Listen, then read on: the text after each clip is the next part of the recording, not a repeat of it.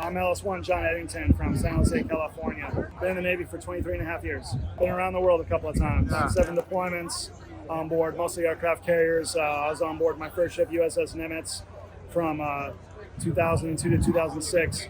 Then I went to Naval Hospital Carver, Washington, where I also got picked up for a tour to Iraq from August 2007 until November 2008.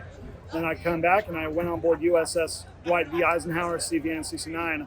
And on board her, I did 3 deployments and a couple of maintenance periods. And then after that, I went to Fleet Logistics Center, Norfolk, where I was able to get involved with more logisticians and networking and seeing the types of jobs that Fleet Logistics does for support.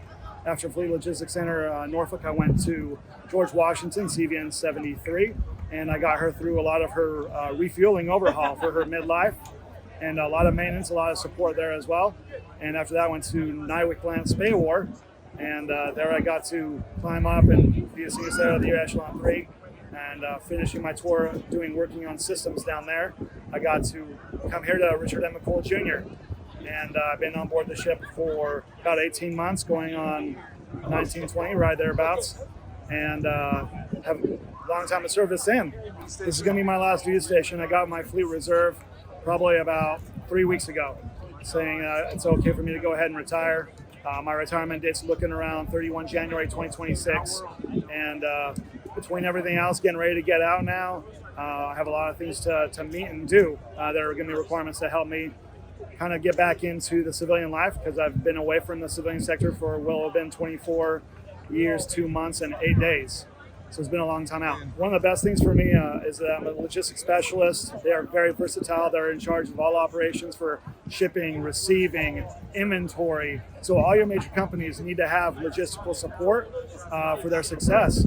So they have what's called a program that I'm going to request permission to attend, which is called Skill Bridge. And it almost works like an internship, to where you can get in and find a job that specializes in the things that you're used to have been doing in your naval career. And you can work it for about 6 months. And at that point, if you decide you want to stay in with that program that you're a part of, you have a walk-in job basically. And a lot of things factor into that, what your skill sets are, security clearance, and your level of experience, of course, and what you want. I've looked in the Navy pool a couple of times. It's a good asset for you to be able to see what types of certifications outside companies will need.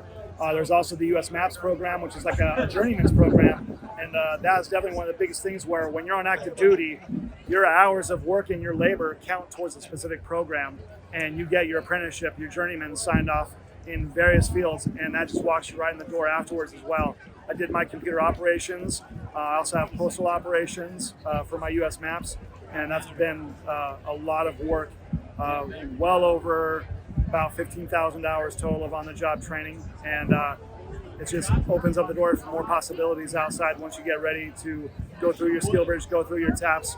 GPS is the program that kind of leads you through the process of leaving active duty and going into civilian sector. I think one of the biggest things that I would tell my junior sailors is that first and foremost, the Navy wants you to get qualified up on the things that you need to do.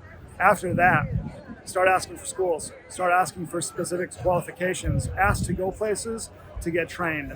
Don't sit back and say, okay, I've done my bare minimum, I'm all done, I don't have to do anything else. The Navy wants you to be versatile. They want you to be showing that you're showing growth and professionalism, and that you're wanting to always better yourself.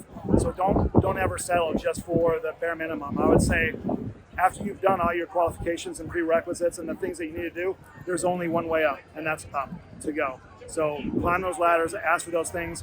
Once you've already given the Navy everything that they ask for, you can start asking for things. And most of the time, because of the work that you've already put in, your superiors will see that, and they will approve of your requests to be able to go out and better yourself, get your education while you're on active duty. That's totally available as well. And there's just so many benefits.